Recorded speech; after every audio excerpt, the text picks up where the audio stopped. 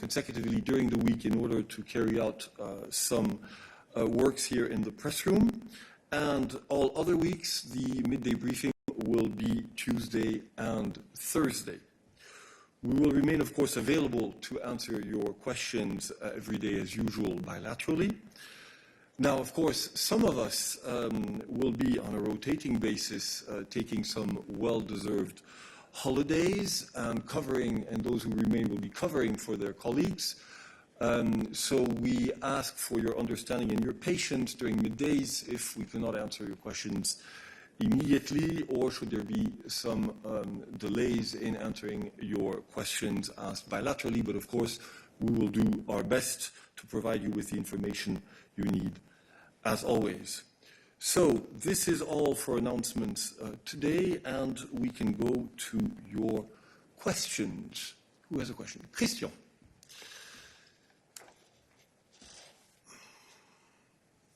Oui, bonjour.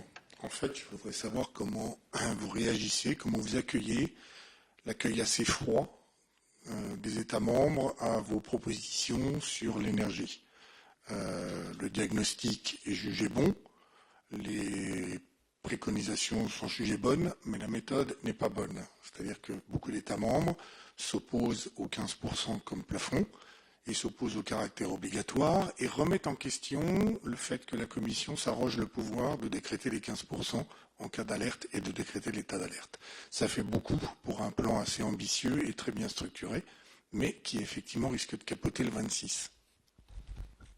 Merci beaucoup, Christian. Tu sais que la présidente de la Commission était ici en séance de presse mercredi pour présenter non seulement la proposition, mais les raisons qui sous-tendent cette proposition, qui ont amené la Commission à suggérer aux États membres cet effort de solidarité dans le domaine énergétique. Effectivement, je crois que le constat s'impose à tous, car il est basé sur des faits qui sont qu'il y a un risque non négligeable de rupture totale de l'approvisionnement en gaz de la part de la Russie et qu'il faut que nous nous préparions à cette éventualité. Alors ensuite, qu'il y ait un débat sur un sujet d'une telle importance n'est pas surprenant. Et je dirais même qu'il est parfaitement naturel dans une union de démocratie comme l'est l'Union européenne. Et pour rappel, ce n'est certainement pas la première fois que nous avons des débats très engagés sur des sujets que les États membres considèrent à juste titre comme étant des sujets cruciaux. D'ailleurs, c'est aussi ce que pense la Commission européenne. Et donc, il est sain que les États membres débattent et fassent connaître leur position sur ces propositions. Mais comme tu l'as rappelé toi-même, il y a un processus pour discuter formellement de ces propositions et nous n'allons certainement pas nous engager dans des commentaires sur les réactions individuelles avant les réunions formelles qui seront amenées à se prononcer sur le texte. Maintenant, je voudrais simplement rappeler que si le constat s'impose à tous, il en va de même pour les conséquences au cas où le scénario qu'a esquissé la Commission européenne devait venir à se réaliser. Et nous avons vu dans le passé à quel point l'Union européenne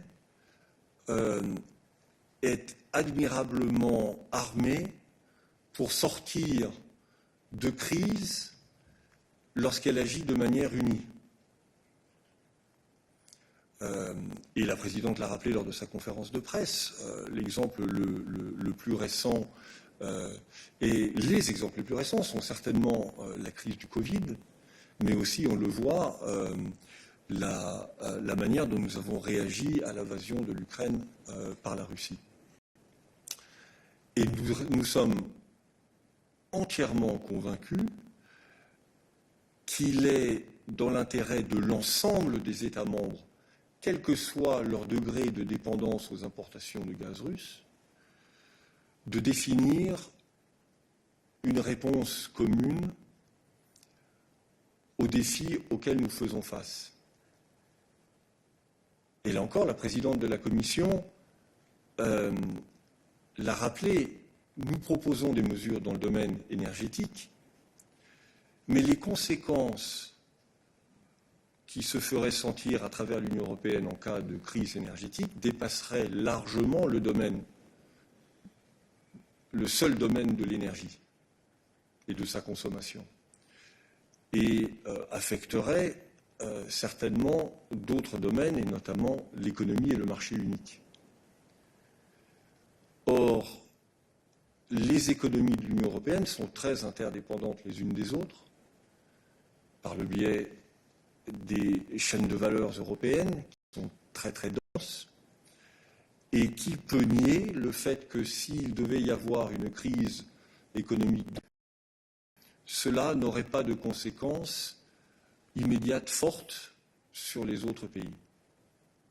Et donc, il y a un processus législatif qui va maintenant se dérouler. Il appartient aux États membres, dans le cadre de la proposition que nous avons faite, au sein du Conseil, de débattre de la proposition de la Commission et de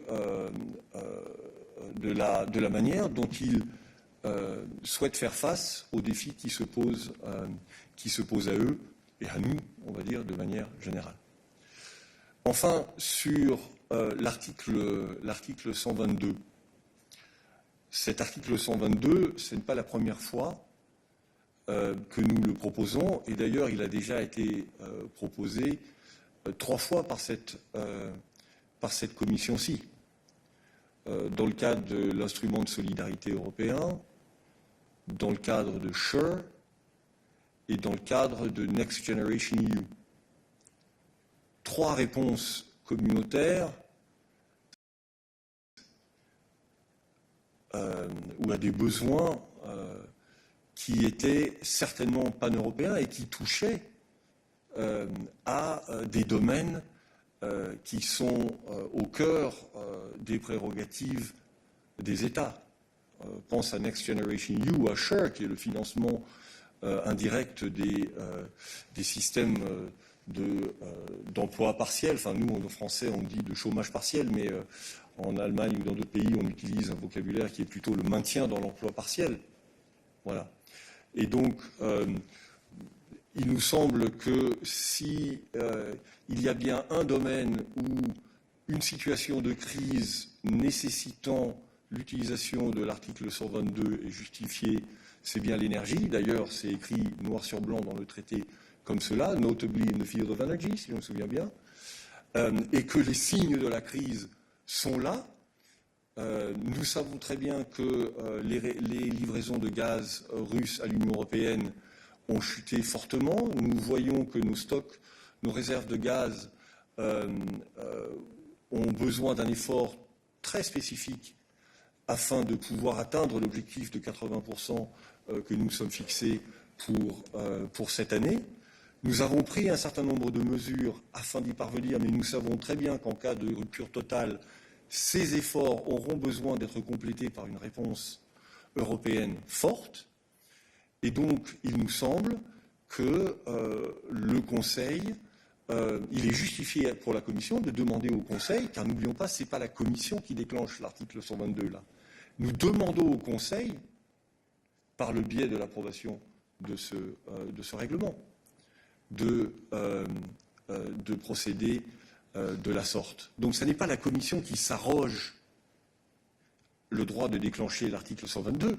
Nous avons fait la proposition au Conseil afin que celui-ci détermine que les conditions sont réunies pour que cet instrument puisse être utilisé je t'invite à relire le texte exact du règlement, si un certain nombre de conditions ensuite sont remplies. Donc nous avons agi, je crois, entièrement dans le cadre de nos prérogatives, sur base des meilleures informations dont nous disposons, et il nous semble qu'il est extrêmement important que nous gardions tous la tête froide, malgré les températures caniculaires qui existent à l'extérieur, afin de débattre de la meilleure réponse que nous puissions apporter à cette crise. Christian, tu as une question de suivi. Oui, en fait, j'ai été frappé par la première réaction qui est venue de l'Espagne et qui est venue d'une ministre qui est quand même assez spécialisée dans les questions d'énergie, avec cette phrase, elle dit « on n'a pas été consulté, on nous demande quelque chose sur lequel on ne nous a pas demandé notre avis ». Comment est-ce que vous remettez dans ce contexte? Est-ce que c'est une doléance en disant on va en débattre pendant le Conseil énergie, ou est-ce que visiblement vous avez fait ça sur un coin de table pour prendre une image et que vous leur proposez une espèce de solution clé en main sur laquelle on leur demande de prendre ou de laisser?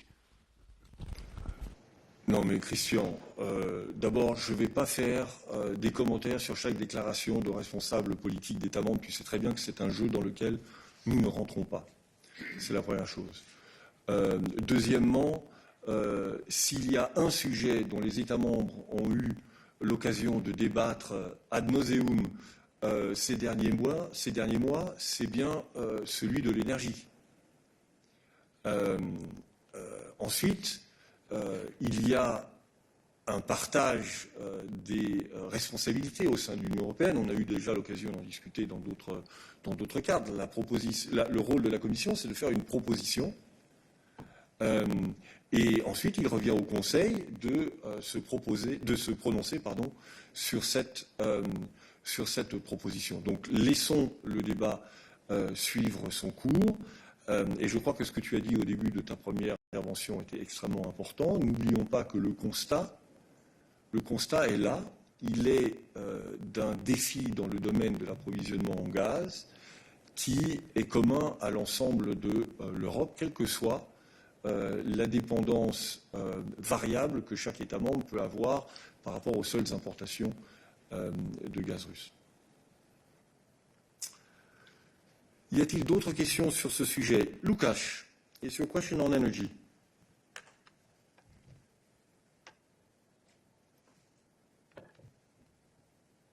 Lukáš, you have the floor. Yes, thank you very much. Hi, Eric. Can you hear me? Absolutely. Eric, we know that actually that Russia can cut gas deliveries to European Union anytime since 2009, since the gas crisis. So European Union had a lot of time to be prepared. But anyway, you mentioned the need of solidarity. So my question is, where was that solidarity when Germany and Russia were building Nord Stream 1 and then Nord Stream 2, and many member states were saying that this is not a good idea for the European Union security? And so does it mean that some countries can make a deal with Russia when it comes to energy, and when there is a problem, this is, like you said, the shared responsibility? Thank you very much. Lukáš, that's an extremely political question that you are asking. But let me remind you that the European Union is built, has been constructed in order to build common solutions to common challenges, if possible, indeed, as early as we can, and sometimes in an urgency mode when, for example, in the case of COVID, we face a completely unprecedented events. Now, in the field of energy, and I'll give the floor to Tim perhaps, I think it is completely misconstrued to want to portray the European Union as not having done anything to try to reinforce, and in fact to effectively reinforce, European solidarity in the field of energy. And I would remind you of all the efforts that Europe has put and the financing that Europe has put, for example, in terms of developing pan-European transmission infrastructure. in order to ensure that member states are better interconnected and therefore better capable of reacting together to developments like the ones that we see today. But Tim, perhaps you can give us a few more examples. Yeah, no, as you say, Eric, I mean, this is something where the Commission has been building its infrastructure, building its resilience over the course of many years. We have the Connecting Europe facility, which financially supports projects of common European interest in the field of energy. We are now in a situation where no member state is left with one single source of gas supply. So every member state has some kind of diversity in terms of receiving gas from different sources. We've invested in reverse flows of gas along pipelines going in all directions of the compass across Europe. We've invested in LNG terminals, which means that gas can be imported from other sources beyond the pipelines that we have available to us. So this is the system which allows us in a situation such as the one that we are in now to offer solidarity between member states, to help our neighbours and those that we're connected to, and to make sure that gas flows from where it's stored, perhaps to where it's most needed. And that's really, we've built the structure, the infrastructure, which allows us to have these kind of proposals based on solidarity, based on a common European response, and not having member states left on their own trying to face an interruption of supply. And thank you very much, Tim. And I would add something. None of us should make the mistake of believing that there's only one member state which is concerned by dependence on Russian gas. It's always the same country that's being mentioned in the media. But look at gas imports from Russia to Europe, and there are many more member states importing gas from Russia than just that one. That's the first thing. And the second thing is, Lukács, as I said before, we should all be very conscious of the fact that what might start as an issue in the field of energy will very quickly become an issue in economic terms. And I don't think that anybody has an interest in the European economy having to face the global consequences of significant difficulties in one of its biggest economies, since you are mentioning Germany, or in other economies for that matter. Let me remind you that we derive our common prosperity from the fact that we have built a single market that has integrated the industrial production of member states, that trade between member states is an extremely important factor in their economic activity, intra-EU trade, and therefore we are best served. It's not just a question of solidarity with the countries that might face the energy crisis per se. It's solidarity for all member states in economic terms in order to face the economic consequences of a potential energy crisis. And that, I think, is something really to keep in mind. Virginie.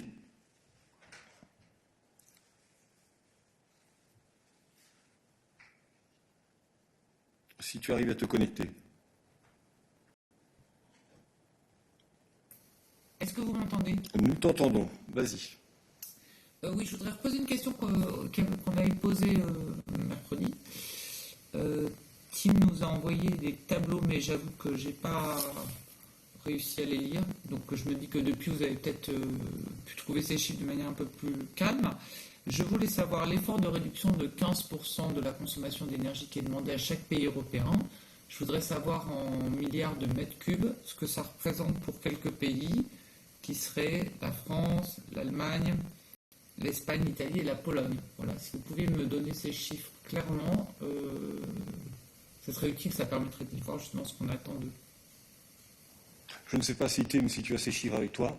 Je ne vais pas faire les calculs là sur le podium parce que j'ai vu que j'ai laissé tomber les mathématiques à l'âge de 16 ans, même si je pense que pour un pourcentage de 15%, c'est pas super compliqué. Mais Virginie, ce que je vous ai envoyé, j'ai envoyé aussi à votre collègue et je suis tout à fait prêt à envoyer à tout le monde qui le veut. C'est les moyens sur les 15 années précédentes. Si vous regardez la dernière colonne du tableau que vous avez reçu, c'est le volume de BCM moyen utilisé par tous les États membres. Alors, vous prenez les 15% de ces chiffres-là dans la dernière colonne et vous avez le 15% de réduction qui est demandé à chaque État membre. C'est un devoir de vacances. Nous collecterons les copies et corrigerons. Je t'en prie, attends, excuse-moi, mais j'ai beaucoup de questions là de collègues qui n'ont pas encore eu l'opportunité de poser une question. Virginie, tu as une question de suivi?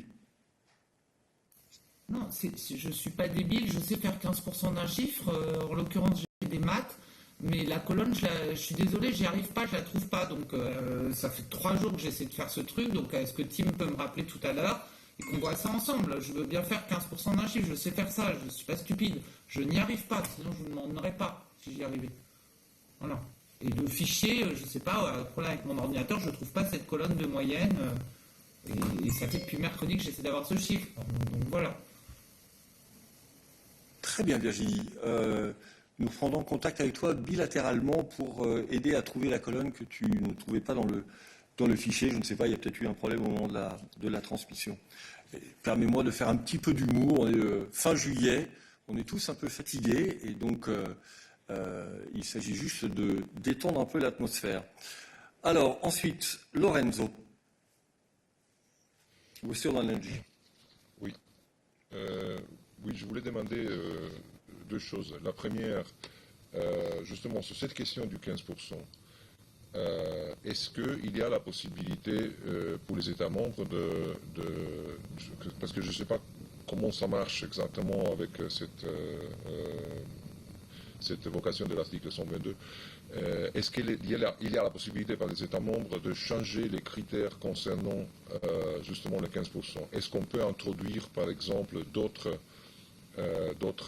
critères comme le degré de consommation de gaz dans chaque pays pour la production d'électricité, ce qui est très important pour les Espagnols et les Portugais par exemple, le degré de consommation de gaz russe dans chaque pays, parce que là on fait comme si tout le monde consommait du gaz russe, donc, mais on doit réduire tout le gaz, pas seulement le gaz russe.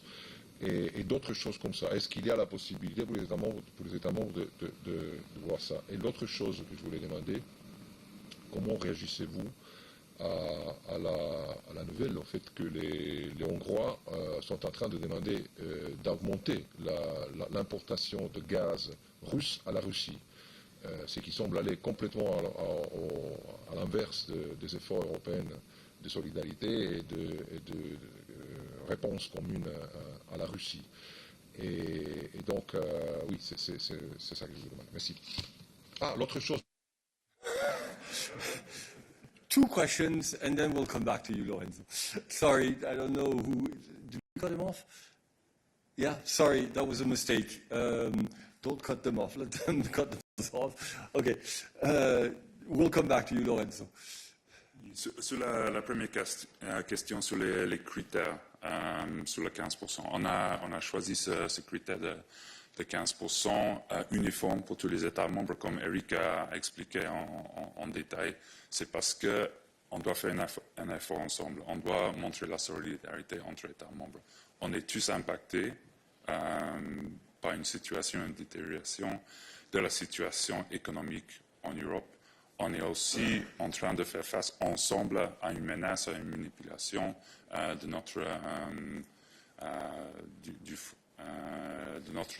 nos sources énergétiques par la Russie. C'est une des raisons pour lesquelles on a proposé ce chiffre commun pour tout le monde. En termes de déviation possible, je vous indique l'article 5, paragraphe 3 de notre proposition de règlement qui dit que les États membres peuvent demander une réduction jusqu'à 5% de ce chiffre s'ils peuvent montrer qu'ils ne sont pas en moyen, de contribuer à une amélioration de la situation dans d'autres États membres à cause de la limite de la capacité d'interconnexion. Alors vous avez l'article là qui prend en compte la possibilité pour les États membres d'évoquer une exemption et de demander une dérogation. Ils doivent montrer l'évidence s'ils font une telle demande et c'est la Commission qui doit l'examiner, consulter et puis prendre une décision là-dessus. Merci. Sur ta deuxième question, je crois que tu as répondu toi-même, Lorenzo. Tous les efforts de la Commission européenne visent à réduire notre dépendance par rapport aux énergies fossiles russes. Il ne me revient pas ici de commenter les déplacements de tel ou tel membre du gouvernement de tel ou tel État membre, mais il est clair que l'objectif que nous avons affiché et qui vaut pour l'ensemble de l'Union européenne est d'éliminer le plus rapidement possible, et c'est bien le cadre dans lequel on travaille avec REPowerEU, notre dépendance par rapport aux énergies fossiles russes. Je te repasse la parole pour la question que nous avons ratée. Je t'en prie. Oui, merci. Non, c'était parce que Tim a mentionné, en fait, évidemment, ce sont des messages bilatéraux qui ont été échangés concernant la moyenne de consommation des États membres dans les derniers 5 ans, parce que moi, je n'ai pas vu, je ne sais pas si ça m'a échappé. Ça serait peut-être intéressant de mettre ça sur le file ici pour le distribuer à tout le monde qui est en train de suivre la conférence de presse. Mais je voulais aussi revenir un moment sur la réponse de Tim. Merci beaucoup pour la citation de l'article 5.3, mais je voulais savoir aussi s'il est possible, dans la discussion qui est là en cours, en Coreper, pour les États membres, de changer, de modifier les critères. Donc pas seulement pour les États membres de recourir à l'article 5, mais vraiment dans la discussion actuelle, si les États membres peuvent suggérer ou proposer ou demander à la Commission d'insérer des autres critères pour rendre un peu plus tailor-made, si vous voulez, la réduction de 15%. Merci beaucoup. Bon, Lorenzo, on a un processus législatif où nous, on fait une proposition et ensuite le Conseil en débat. Donc la manière exacte dont le texte peut être amené à être modifié par le Conseil n'est pas quelque chose sur lequel nous sommes ici en mesure de te répondre. Mais à ma connaissance, il n'y a pas de texte de la Commission qui ne puisse pas être d'une manière ou d'une autre discuté et donc amendé. Comme le Conseil le considère justifié. Maintenant, c'est vrai qu'on n'est pas dans le cadre d'un trilogue habituel où il y a un processus de négociation entre les deux institutions, mais à ma connaissance, un document qui est mis sur la table par la Commission, c'est pas du take it or leave it. Donc voilà ce que nous pouvons te répondre là-dessus. Tommaso. Oui, bonjour, Thomas Galotti de l'agence de presse ADN Chronos. C'est une curiosité sur le gaz, toujours, parce que le président du Conseil, Mario Draghi, qui a maintenant perdu la confiance du Parlement, a soutenu plusieurs fois la nécessité d'imposer un plafond au prix du gaz. Je voudrais savoir si maintenant qu'il est en charge seulement des affaires courantes, cette proposition est red morte ou pas? Merci. Merci beaucoup. Je pense qu'il y a une demande du Conseil à la Commission dans ce domaine. Donc ça ne dépend pas que du maintien ou non du Premier ministre italien à son poste. Donc ça n'est pas la variable essentielle dans ce débat. Je voudrais juste revenir encore une fois sur la question de Lorenzo, tout à fait pertinente évidemment à Tim sur le pourcentage de réduction, est-ce que ça pourrait être un pourcentage de réduction par rapport aux importations de gaz russe? Il ne faut pas oublier que le volume total qui pourrait venir à manquer pour l'ensemble de l'Union européenne, et ce dans le cadre d'un hiver qui serait un hiver dans la moyenne, c'est 40 milliards de mètres cubes, si je me souviens bien. 45, pardon. 45 milliards de mètres cubes. Et l'hiver se moquera bien de savoir si ce sont des molécules russes ou autres qui viendront à manquer. Et chaque molécule qui pourra être épargnée afin d'être mise dans nos réserves pour l'hiver, quelle que soit son origine, nous servira ensuite à faire face aux rigueurs de l'hiver et aux besoins tant des ménages que de l'industrie.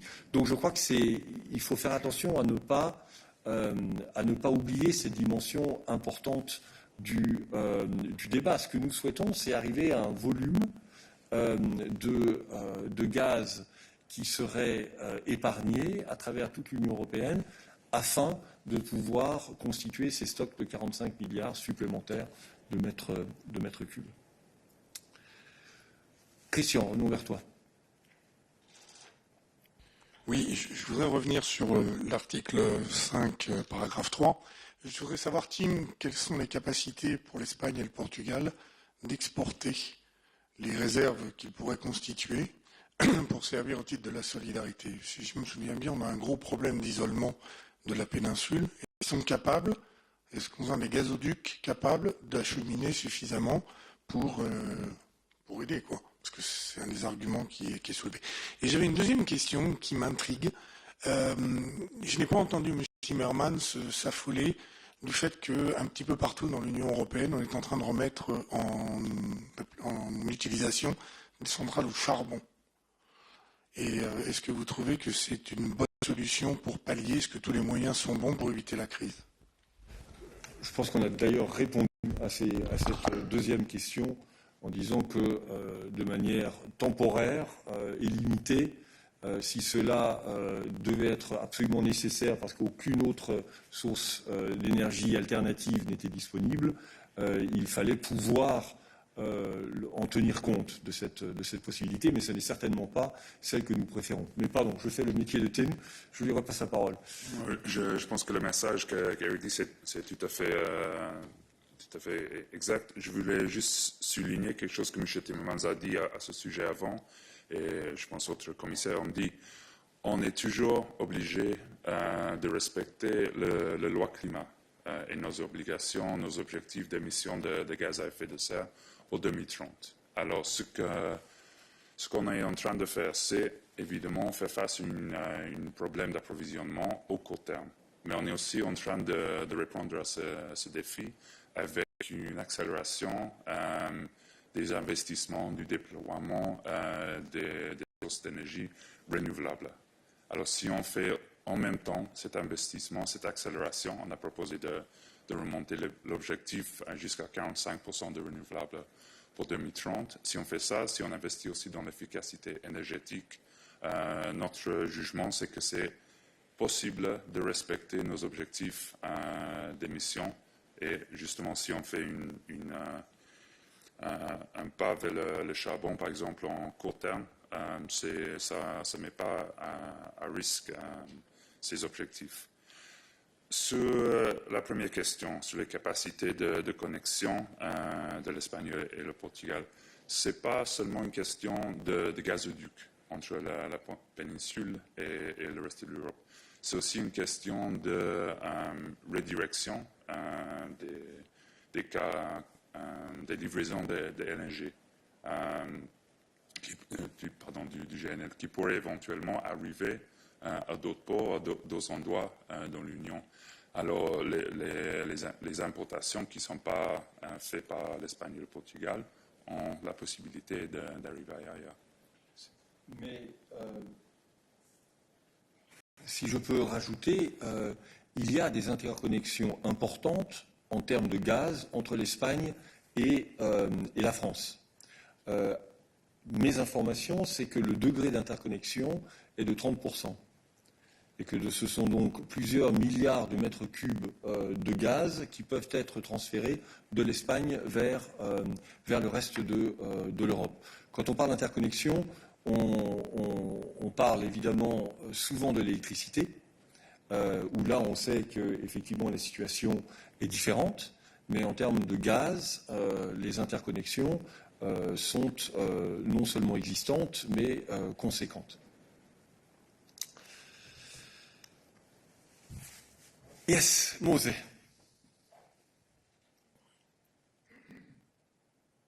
Okay, thank you, Eric. Well, I came a bit late, so I missed, let's say, the first question to your response, which I listened to, and I think it's, as you said, a very adequate response by the Commission to this energy crisis, and in order to secure the supply of natural gas to next winter. But the issue I want to ask you is about the root cause to this energy situation, and that is, of course, the ongoing war in Ukraine. And somehow that is not at all addressed. The war continues, as you know, with terrible losses and suffering for Ukraine, its population, and there is no, let's say, there's no end in sight. And you ask yourself, what is being done now, let's say, to try to reach some kind of ceasefire and let's say, agreement to finish the war. And the question is, if you know whether European Union or individual EU member states, if they are still engaged in trying to mediate a political solution between Ukraine and Russia. Thank you. Thank you. Mose, you say you asked yourself. I mean, I have absolutely not said anything on this issue. So let's make that absolutely clear. I don't know why you say that I asked myself. You ask yourself, perhaps, and that's a very legitimate question, but it has nothing to do. It has nothing to do with me. Okay, it was misunderstanding then. This is a foreign affairs question, so I give the floor to Peter. Thank you. Thank you. Good afternoon.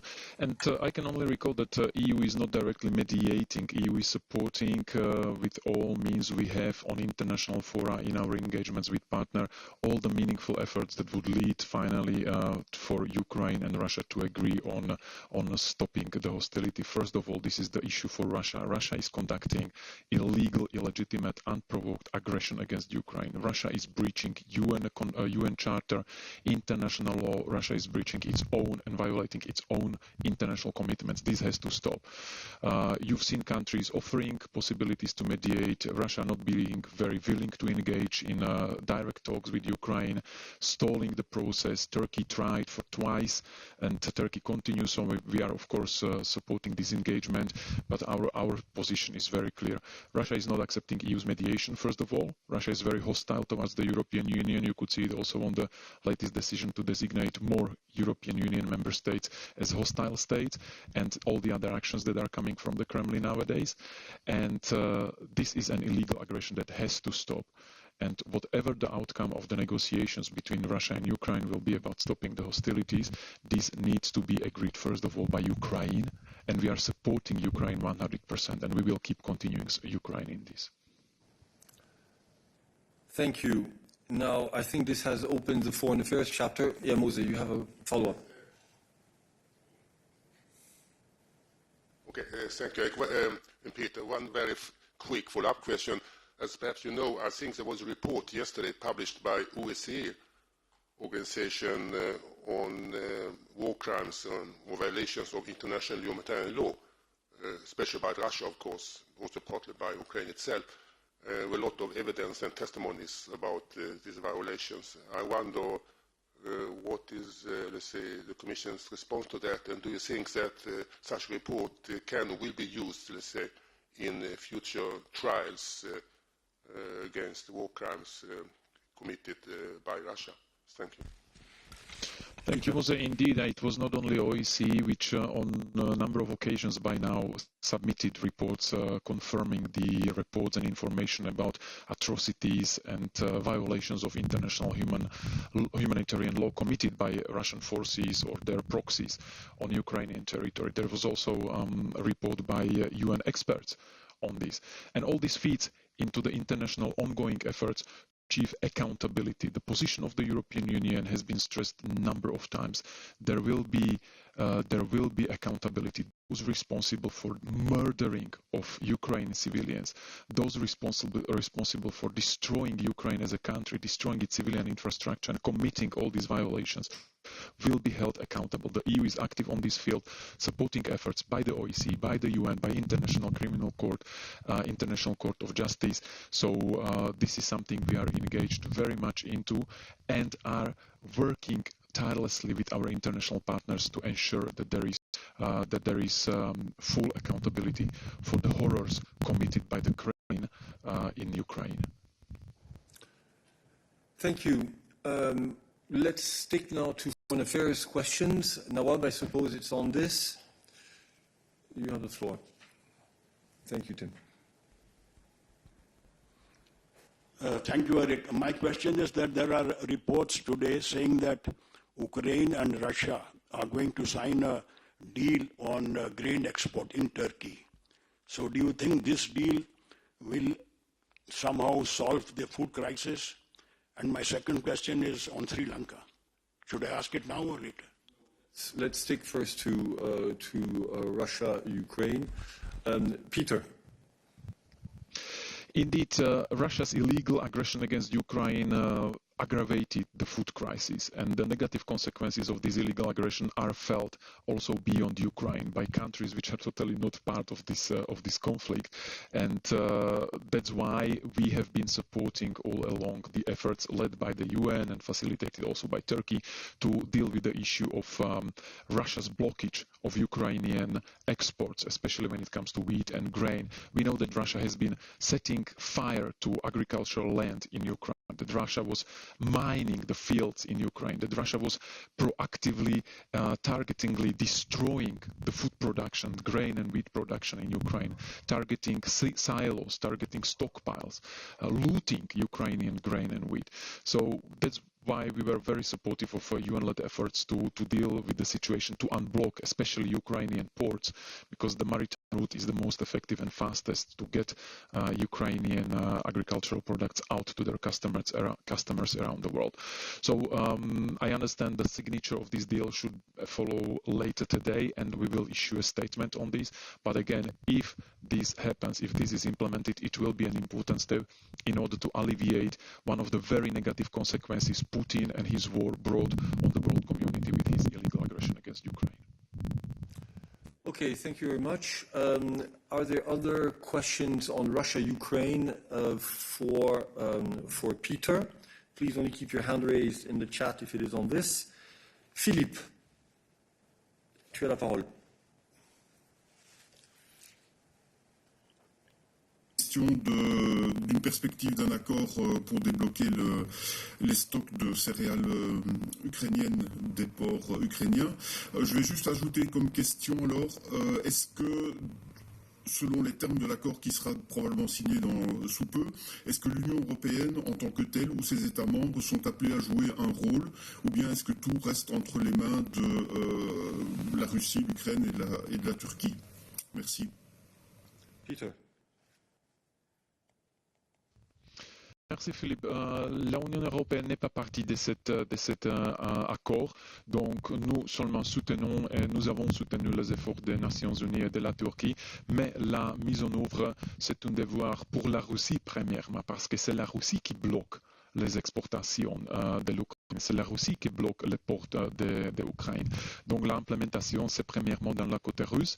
Et bien sûr, Turquie a déjà indiqué qu'elle va jouer un rôle dans la mise en œuvre de cet accord. Merci. Philippe, tu as toujours ta main levée. Est-ce que tu as une question de suivi? Sinon... Non, c'était une erreur.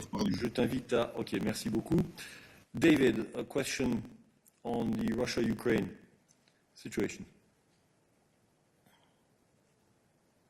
David Price, you have the floor. Hello, can you hear me? Yes, go ahead, David. Okay, I'm sorry, there's a problem there. Thank you, Eric.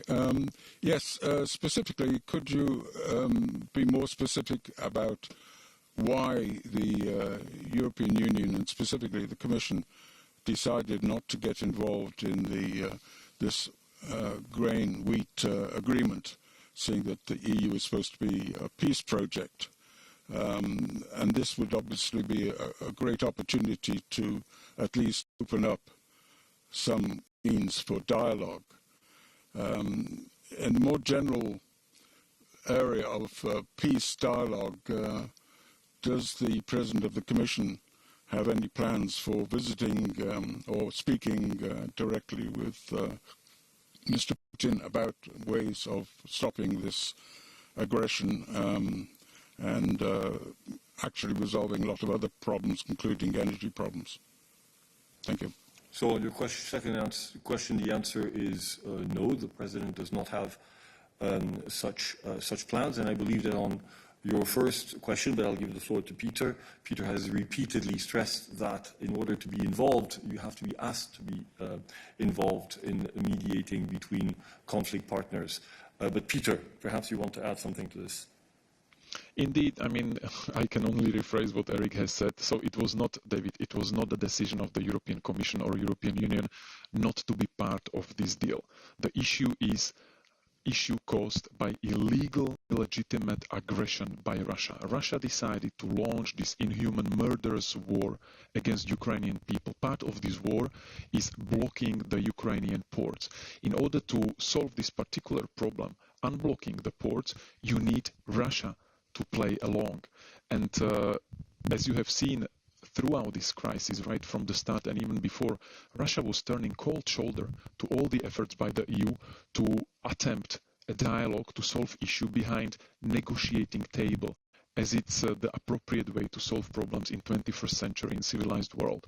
But Russia decided to go for confrontation, and of course Russia does not accept involvement of the EU in any of the ongoing issues that are being discussed, be it ceasefire, be it unblocking of the ports. Plus, unblocking of the Ukrainian ports is not only an issue between EU and Russia, if you would put it in this way. This is a global issue because these illegal actions by Russia against Ukraine are causing hardship, even famine or risk of famine in a number of most vulnerable countries in Africa, in Middle East, in Asia, in countries which have nothing to do with problems between Ukraine and Russia. So while the EU was willing to do its part and to play the peace aspect of its engagement, Russia was the one turning to the war instruments and keeps doing so. So that's why we can only support the efforts of the UN, because UN is the platform created to deal with problems between the countries.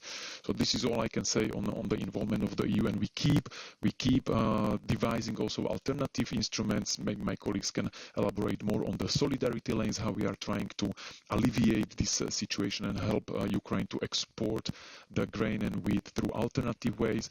We can talk about the financial aid and other aid we are giving to countries affected by these illegitimate actions by the Kremlin. But the EU was the one extending the olive branch, if you want. But Russia was the one replying with fire and artillery fire to this efforts by the EU. Indeed, thank you, Peter, for mentioning these 2 points, these various points. Solidarity lanes on the one hand, so we have been doing everything in our power in order to provide alternative routes for the export of Ukrainian grain and agricultural products, despite Russia's actions. Secondly, support to our partners across the world. And thirdly, let me remind you that we have always been extremely attentive in order to ensure that our sanctions, the sanctions that we have applied against Russia, explicitly derogate when it comes to agri-food exports, or provide for derogations when it comes to agri-food exports from Russia. So we have been doing everything we can unilaterally in order to address the consequences of the Russian aggression against Ukraine in this area. Now, I will close this chapter and we will move to other foreign affairs issues. Nawab, you had a question on Sri Lanka. Yes, thank you, Eric. I want to ask about your reaction to the election by the parliament in Sri Lanka of the former Prime Minister as the new president. And today there are reports of a military crackdown against demonstrators who are protesting his election. Thank you. Thank you. This would again be for Peter.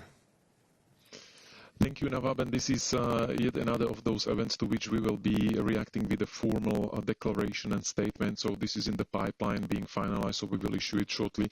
But I can only echo what I told you already on Tuesday, how important it is that the solution from the problems in Sri Lanka, which we are following very closely, are being solved quickly through the responsible behavior of all the actors with all the necessary restraint and with efforts to maintain the proper functioning of democratic institutions in the country.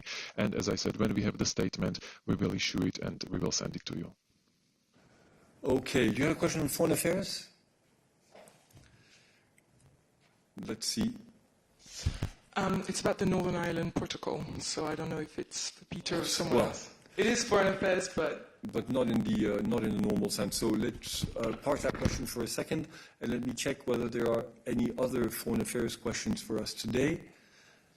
That is not the case, so go ahead. So you've launched, Alice Tidy, Euronews. You've launched 4 new infringement procedures against the UK over the implementation of the Northern Ireland Protocol.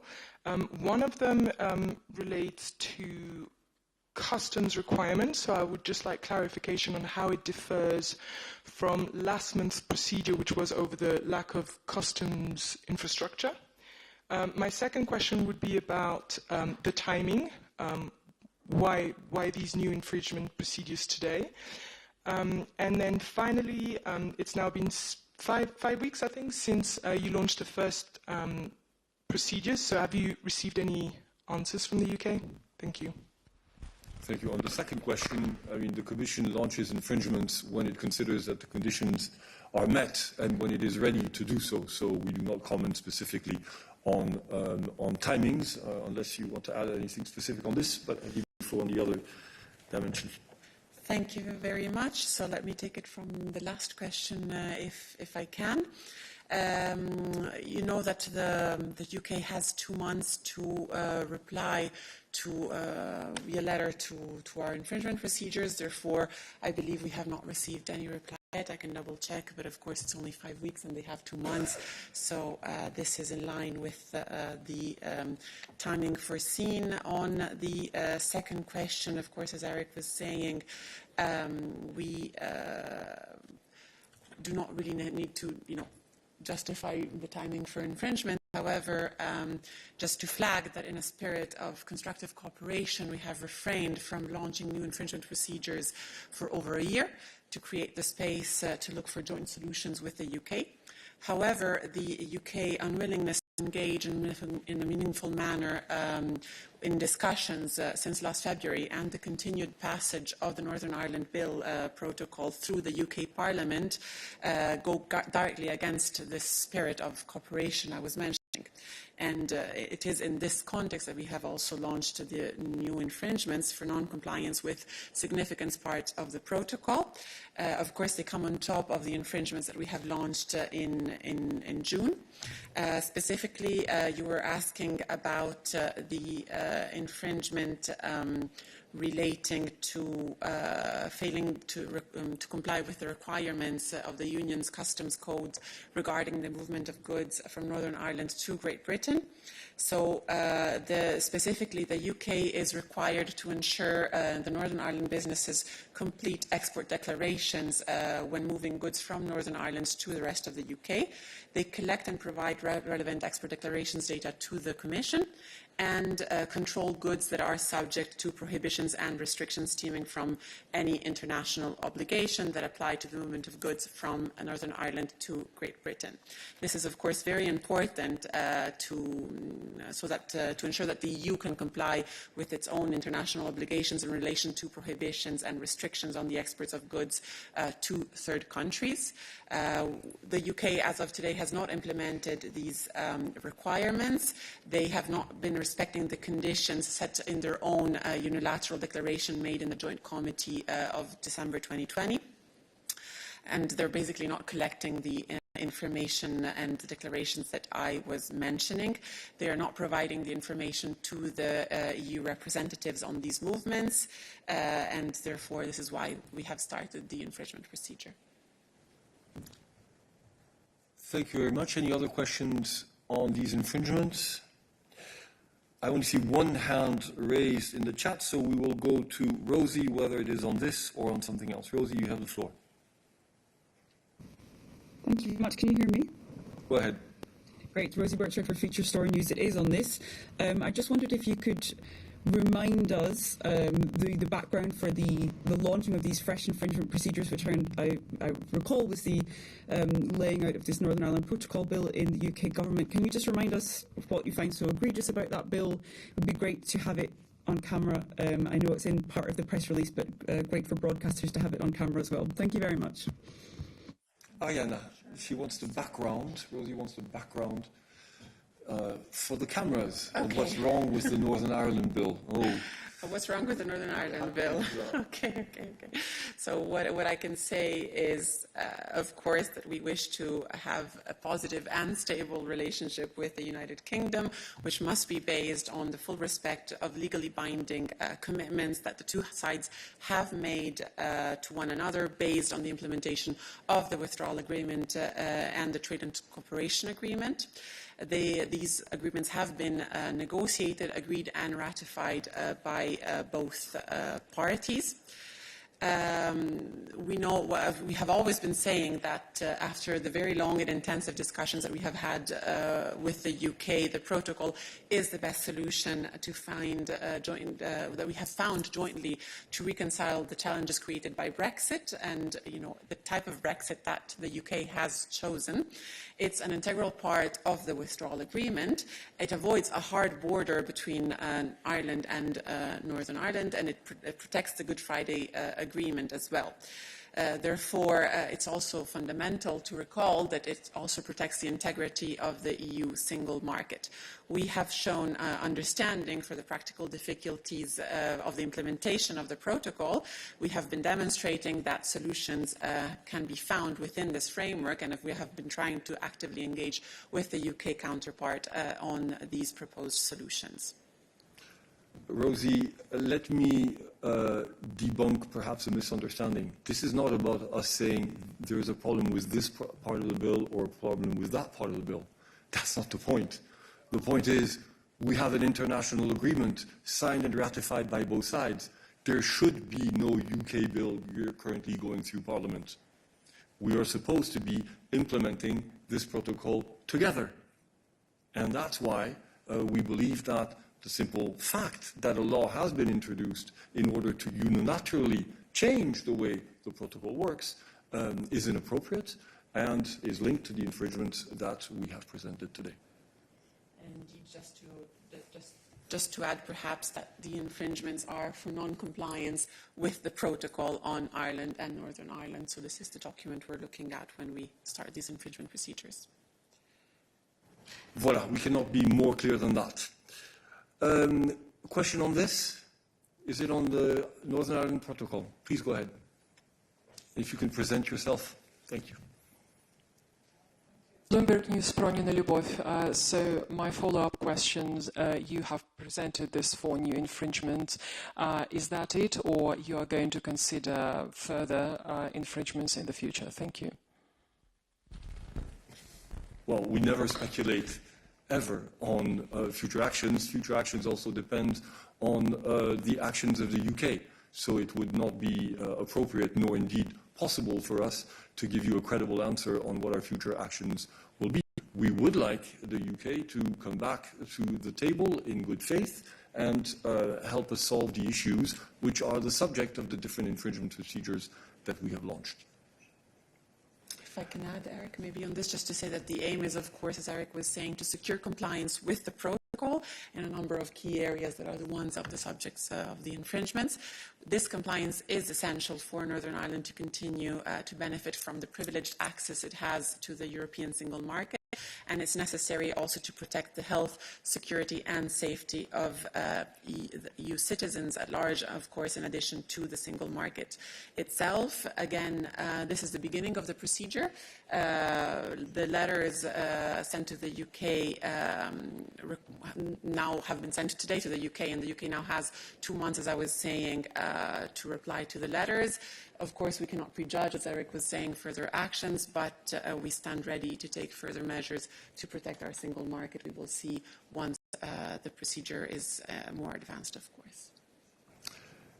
Thank you. I have hands raised in the chat.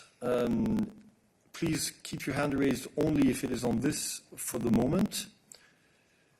Okay, Kathy, you have another question on this file. Go ahead. Hello, can you hear me okay? Yes, go ahead. Oh, lovely. It's Kathy Long here from BBC News.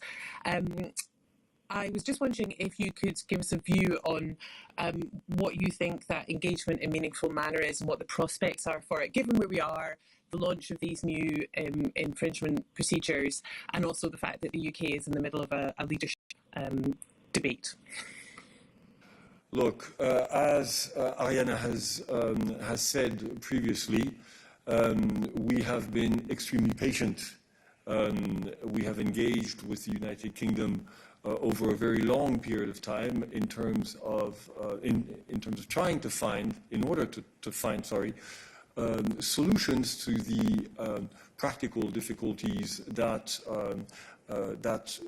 could exist in the implementation of the protocol. We have bent over backwards in terms of making proposals to solve these issues. We are still in the situation where, in fact, the UK is not implementing its part of the deal in respect of many of the variables that Ariana has just portrayed. So, if we thought that the prospects were great of sitting together on Monday and coming to a solution, we would not be launching the infringements, right? That's the logic. Now, it's absolutely clear, however, that we will not comment in any way on the internal political developments in the United Kingdom. Kathy, you have a follow-up? No, I'm done. Thank you very much. Very good. Thank you very much. That closes this file. I believe one other person had raised their hand. Yes, Konstantin, you have the floor. Go ahead. Agriculture, is that okay? Yes, go ahead. Okay. The Agricultural Commissioner expressed on Monday that he is more or less in favor of certain temporary derogations of the rules of the Common Agricultural Policy regarding non-productive areas and crop rotation in 2023. However, he told journalists as well that there hasn't been a decision in the Commission on that yet. So my question is, has there been any progress on that? Thank you. Well, I would thank you for the question, Konstantin. I would ask you to watch this space.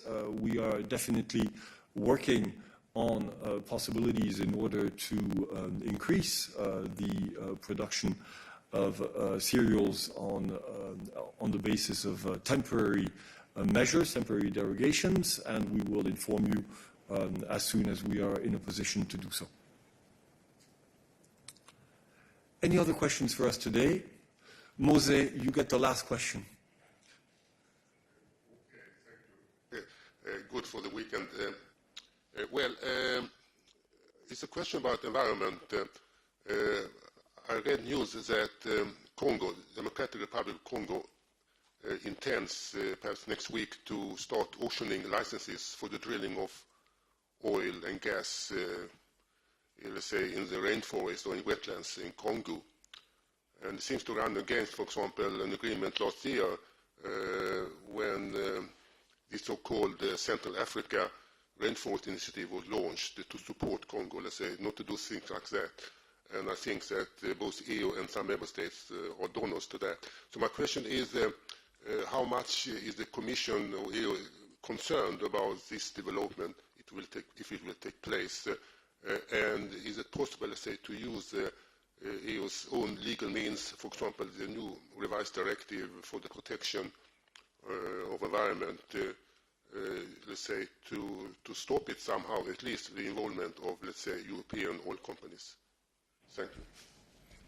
Thank you very much. I'm looking to Adalbert. I think we will have to come back to you on this. This is a very specific issue, and therefore we will come back bilaterally on this.